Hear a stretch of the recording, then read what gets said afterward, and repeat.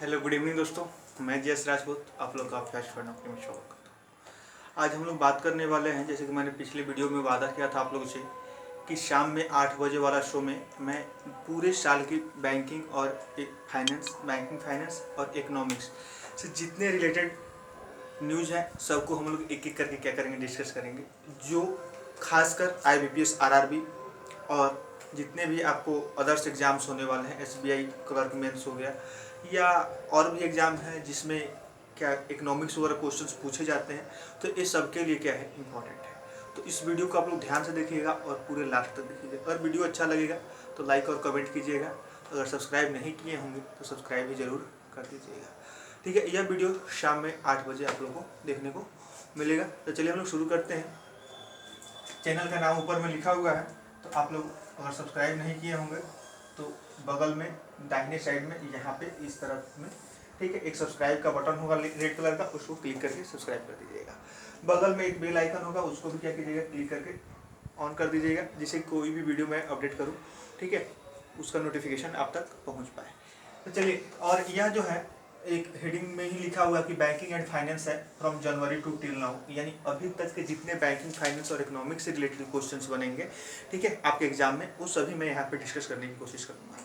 ठीक है, शायद ही इस वीडियो के बाद आपसे कोई एग्जाम में क्वेश्चन छूट पाए, यानी कि इस तैयारी जो है आपको पूरे 40/40 की है, ठीक है, और SBI के लिए 50/50 की, ठीक है, यानी कि इस तरह से हम लोग करके पूरे क्वेश्चन को टारगेट करने की कोशिश करेंगे।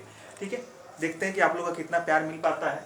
तो यह टाइमिंग होगा शाम में 8 बजे और ये 18 तारीख से शुरू होगा, यानी कि शुक्रवार दिन होगा। ठीक है, शुक्रवार को शाम 8 बजे 18 तारीख से। ठीक है, तो चलिए हम शुरू करते हैं। फर्स्ट न्यूज लिख रखा हमने, पे यू ने पेशेंस का अधिग्रहण किया। किसके? पे यू ने पेशेंस का अधिग्रहण किया, कितने मिलियन की? तो यहाँ से क्वेश्चन क्या बनेगा, पे यू ने किस कंपनी का अधिग्रहण किया है, तो पेशेंस का किया है, कितने में किया है, तो 185 मिलियन में किया है। दूसरा क्वेश्चन मन में आपके बनेगा कि पे यू और पेशेंस क्या कौन सी कंपनी है। ठीक है, तो ये फोन पे की तरह, गूगल पे की तरह क्या है, पेमेंट वैलेट है। ठीक है, जिसके माध्यम से आप किसी को भी पेमेंट कर सकते हैं या पेमेंट ले सकते हैं। ठीक है, इसकी मान्यता मैं ज़्यादा बोलूँगा, ठीक है, लिखूंगा कम, क्योंकि आप लोग को एक ही क्वेश्चन के बारे में सब लिख के बताना लंबा होगा। ठीक है, तो इसकी मान्यता किसी भी पेमेंट ऐप की मान्यता देने के लिए कौन भारत में ऑथोराइज है? NPCI, यानी कि national payment corporation of India. ठीक है, ये इसी के द्वारा किसी भी पेमेंट कंपनी को या पेमेंट ऐप को अनुमति मिलती है और पेमेंट करने की अनुमति मिलती है, आगे वो कर पाते हैं। ठीक है, तो यहाँ से सिंपल एक क्वेश्चन हो गया, और भी मैंने जितने भी बोले वो सब क्वेश्चन आपके एग्जाम में बनेंगे।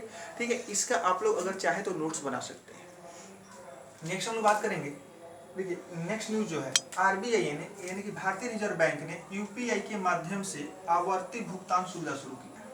ठीक है, तो यहाँ से क्वेश्चन बनेगा, फर्स्ट सिंपल क्वेश्चन जो सभी बच्चों के दिमाग में आएगा कि RBI ने क्या किया है, UPI के माध्यम से आवर्ती भुगतान, यानी कि इंग्लिश में बोले तो रेकरिंग पेमेंट की घोषणा कर दी है।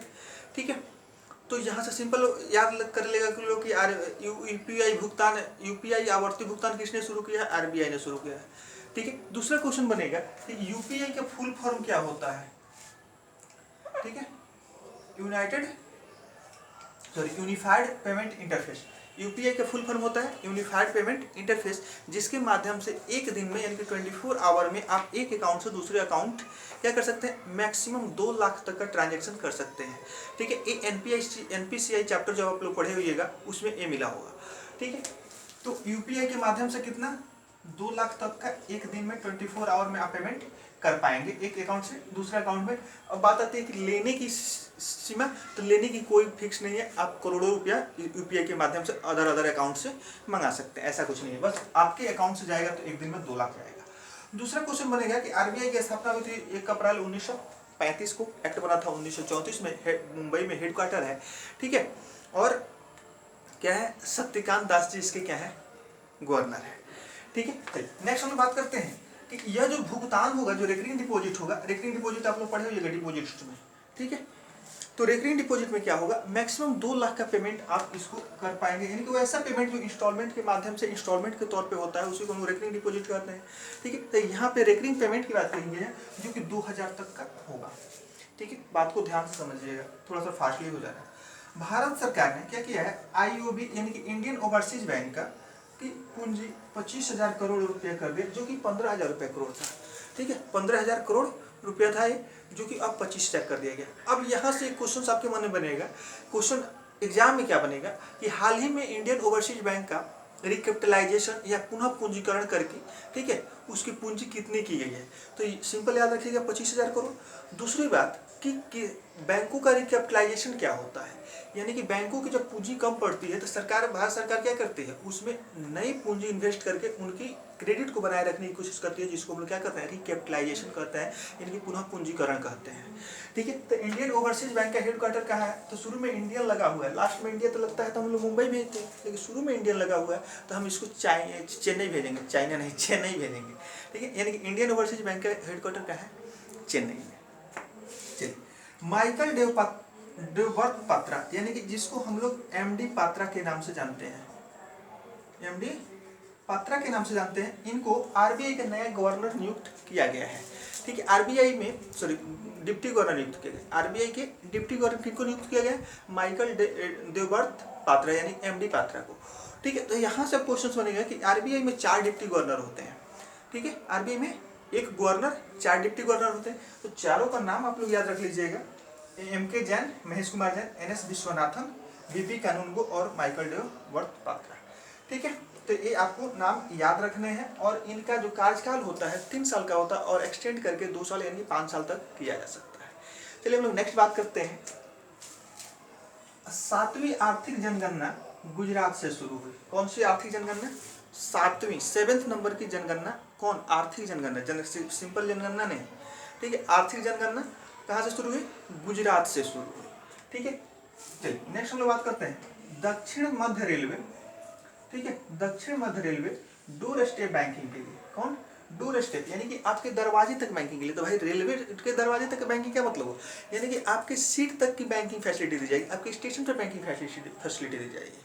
ठीक है, इसके लिए क्या किया है, एसबीआई के साथ समझौता किया है, यानी कि स्टेट बैंक ऑफ इंडिया के साथ समझौता किया है। दक्षिण मध्य रेलवे ने डोर स्टेप बैंकिंग के लिए क्या किया है, आपको स्टेट बैंक ऑफ इंडिया के साथ समझौता किया है, बस यही याद रखना है। ठीक है, वो कितने स्टेशन पे कारगर लागू होगा, तो जो दक्षिण मध्य रेलवे के 585 स्टेशन पे, 1551 मत समझिएगा, 585 रेलवे स्टेशन पे कारगर होगा, यानी कि वह उतना पे काम कर पाए। जैसे कि आपके पास कैश नहीं है, सिंपल इसका मेन मोटो समझ लीजिए, कैश नहीं है, फिर भी आप टिकट काउंटर पर जाइए, वहाँ से कैश क्या करते हैं, कार्ड स्wipe करके ले सकते हैं एसबीआई के माध्यम से। दूसरी चीज़ कि आप बिना टिकट के भी अगर क्या कहते हैं ट्रेन में चढ़ गए, ठीक है, आपके पास कार्ड है, तो उसके माध्यम से भी टीटी लोग आपको पेमेंट ले पाएगा। इस डोर स्टेप बैंकिंग का मतलब यही हुआ, यानी कि आपके पास तक क्या होगा, बैंकिंग फैसिलिटी उपलब्ध कराई जाएगी। तो अब एसबीआई की बात कर ले, 1 जुलाई 1955 को इसका नेशनलाइजेशन हुआ था और नया नामकरण स्टेट बैंक ऑफ इंडिया किया गया था। उसके बाद इसका हेडक्वार्टर मुंबई में है और रजनीश कुमार जी क्या है, इसके चेयरमैन है। प्रत्येक भारतीय का बैंक इसका अभी टैगलाइन है। चलिए नेक्स्ट हम लोग बात करते हैं असम में। ठीक है, असम में बुनियादी विकास के लिए, ठीक है, यानी कि असम में इंफ्रास्ट्रक्चर डेवलपमेंट के लिए भारत सरकार और विश्व बैंक ने 88 मिलियन डॉलर का ऋण समझौता किया है। ठीक है, 88 मिलियन डॉलर का ऋण समझौता किया। ये क्वेश्चंस जो है बैंक एग्जाम में खासकर पूछे जाते हैं, एक डाटा से रिलेटेड कि इसका अमाउंट बताना होता है, 88 मिलियन, 89 मिलियन, 90 मिलियन, 85 मिलियन, इस तरह से क्वेश्चन दिए जाते हैं, ऑप्शन दिए जाते हैं। ठीक है, और उसमें से आपको क्लिक करना होता है। तो याद रखिएगा, असम में बुनियादी ढांचा के लिए कितना, 88 मिलियन, और किसके द्वारा, विश्व बैंक द्वारा दिया गया है। तो इसमें राज्य सरकार समझौता तो करते नहीं, बट इसमें केंद्र सरकार का भी अहम रोल होता है, विश्व बैंक या IMF या ADB के साथ क्या करने में, ऋण लेने में या देने में। ठीक है, चलिए नेक्स्ट हम लोग बात करते हैं, और यह जो है वर्ल्ड बैंक की एक अलग से संस्था है। ठीक है, उसकी सब्सिडरी कर सकते हैं, IBRD द्वारा दिया गया था, international bank for reconstruction development.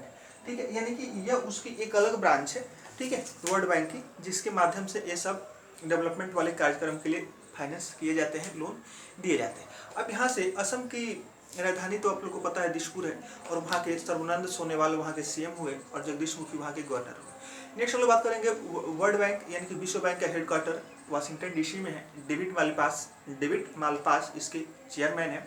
ठीक है। और बात आएगी कि इसकी स्थापना 1945 में हुई थी। 189 कंट्री इसके मेंबर हैं, 189। बहुत सारे क्वेश्चन इसमें से आप लोग को बन रहे हैं। नेक्स्ट हम लोग बात करेंगे विश्व आर्थिक मंच की। विश्व आर्थिक मंच की 50वीं बैठक जो हर साल जनवरी में होती है, ठीक है। विश्व आर्थिक मंच की 50वीं बैठक दावोस में हुई। दावोस कहाँ है? स्विट्जरलैंड में, ठीक है। आपको याद रखना है कि विश्व आर्थिक मंच की 50वीं बैठक कहाँ हुई? दावोस में हुई। यह दावोस कहाँ है? स्विट्जरलैंड में पड़ता है। आज के लिए बस इतना ही, ठीक है। अगर वीडियो अच्छा लगे तो लाइक और कमेंट जरूर कीजिएगा, और चैनल पर अगर नए देख रहे हैं तो चैनल को सब्सक्राइब नहीं किए तो सब्सक्राइब कर दीजिएगा, क्योंकि ऐसा मटेरियल आपको कहीं नहीं मिलेगा, ये मेरी गारंटी है, ठीक है। चलिए इसी के साथ आप लोग से विदा लूँगा। जय हिंद।